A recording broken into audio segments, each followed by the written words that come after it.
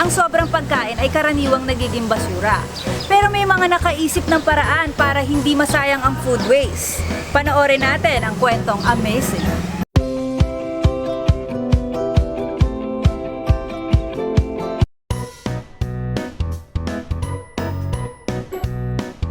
Kung nasa TikTok ang aerial acrobatics ng Kalugo, malamang nag-viral na yan. Tulad nitong sumisikat na video tungkol sa mga basurang pwedeng kainin. Bago kayo mandiri, namnamin niyo muna ang masustansyang impormasyon na aking ipapakita. Basura, nakakain! Nitong pandemya, naging resourceful ang ilang Pinoy pagdating sa pagkain. Nauso tuloy ang edible waste. Mga sangkap na nakasanayan nating ibasura pero mapapakinabangan at masustansya pala gaya ng balat ng pakwan, buto ng langka, pati na mga mata ng pinya. Kamakailan, nag-viral ang isang recipe gamit ang madalas itapon na balat ng saging na saba. Nagtala lang naman ito ng 1.4 million views. Electronics and Communications Engineer si Jane. Mas kilala na siya bilang Malolos Bulacan's very own kusinerang inhinyera. At ang viral recipe niya, pumatok dahil simple lang ang sangkap ng kanyang banana peel patty burger steak. Yung balat lang talaga yung gagamitin natin dito guys. Huwag niyong isasama yung tangkay kasi matigas na yon at saka ma-fiber. Next, ipapakuluan natin ito for 2 to 3 minutes para siguradong matanggal yung mga dumi-dumi.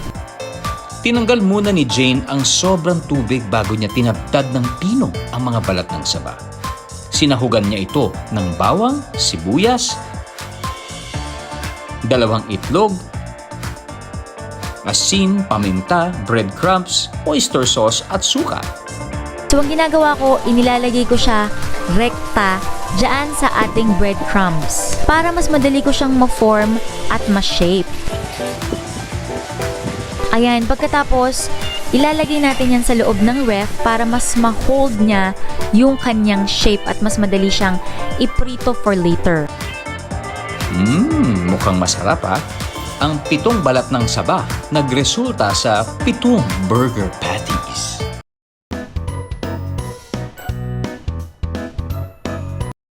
Meron tayong kasabihan, one man's trash is another man's treasure. Pwedeng sa'yo walang saysay, pero sa iba, napakahalaga. Tulad na lang ng mga leftover food o tira-tirang pagkain. Pagpag. Mga pagkaing tira-tira. Libo-libo mahihirap na Filipino, lalo na sa Metro Manila, ang umaasa sa pagpag bilang pantawid gutom araw-araw. Pero alam niyo bang, hindi lang sa mahihirap na bansa may mga taong namumulot ng tira-tirang pagkain sa mga basurahan? Kahit sa Amerika, maraming ganyan. Dumpster diving ang tawag sa gawaing ito.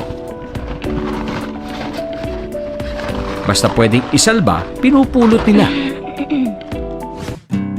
Sa Arlington, Texas, isa sa pinakamalaking city sa Amerika, may isang kababayan nating registered nurse ang nagsimulang mag-dumpster diving noong 2019. Sa araw ay frontliner siya. Sa gabi, basurera. Pero bakit nga ba niya ito ginagawa? Ang ating exclusive interview, abangan. Maraming Pinoy ang nangangarap magtrabaho sa Amerika. Pero may isa tayong kababayan, kahit may maayos na trabaho na, sumas-sideline pa rin bilang basurera.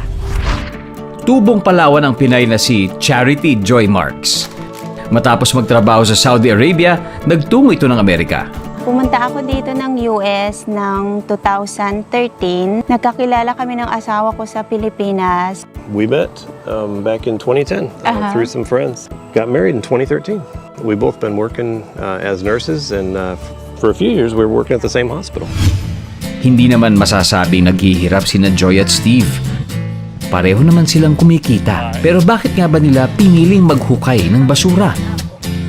May mga napapanood ako mga ibang lahi, mga puti na gumagawa nito. So sabi ko, Pati hindi ko i-try, baka may makuha rin ako sa pag-dumpster dive. Sa gabi kami pumupunta. Kompleto, parang nag-grocery ka na talaga. Sobrang nakakatipid. Ang ginagawa ko sa prutas at gulay, binababad ko siya sa tubig na may suka for 30 minutes. And yung mga naka-sealed na kailangan ilagay sa ref, hinuhugasan ko siya ng may sabon. The box was open, that's the only thing wrong with it. Yep. Beautiful, tasty, fresh. In the dumpster. Ilang beses na rin kaming nahuli ng pulis. Pero ano lang naman, tinatanong lang naman nila kung anong ginagawa mo doon or wala kang ginagawang illegal doon. Nantalap mga bulok na. Lamog na. Okay. And ato, medyo lamog-lamog yung pineapple. Okay. Yeah, mga malalambot na. Wag na. Pero di naman lahat ng kinakain ng pamilya ni Joy ay galing dumpster. Dahil sa sarili nilang bakuran, meron silang gulayan. May mga tanim akong sitaw, alugbate, kamatis, sili, at saka okra. Ayon sa United Nations, 1.3 billion tons ng pagkain ang nasasayang lang taon-taon worldwide. So yung mga sobrang pagkain, dinadala namin sa donation center. Yung iba ay pinapamigay ko sa kaibigan ko. Hanggang may tinatapon at hanggang kaya ng katawan ko, gagawin ko to. Kasi sobrang sayang mga pagkain at mga gamit na tinatapon lang nila sa basurahan.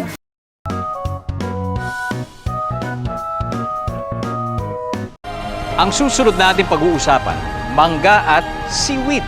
Alam kong iniisip nyo, may magagawa kayo na salad, hindi ba? Pero sorry, hindi yon. Hindi pagkain ang susunod ko ibibida sa inyo. Kung hindi, plastic. Balat ng mangga, pwedeng gawin plastic? May nakitang magandang opportunity ang batang scientist na si Dencibel Montinola ng Cebu sa basura mula sa balat ng mangga. Ang balat pala ng mangga at seaweed pwede gawing bioplastic? Paano? May tinatawag na biopolymers mula sa mangga at seaweed.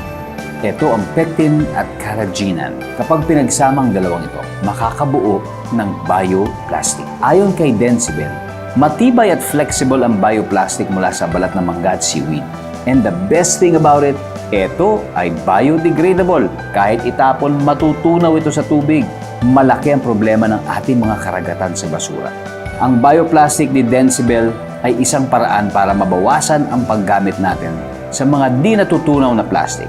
Sana dumating ang panahon na dahil sa mangga, mabawasan ang plastic na basura. Amazing, di ba? Kaya sa mga kapuso nating on the go, tutukan nyo ang live stream ng ating programa sa official accounts ng GMA Network, pati na rin sa YouTube at Facebook. At mag-comment din kayo sa ating mga kwentong amazing.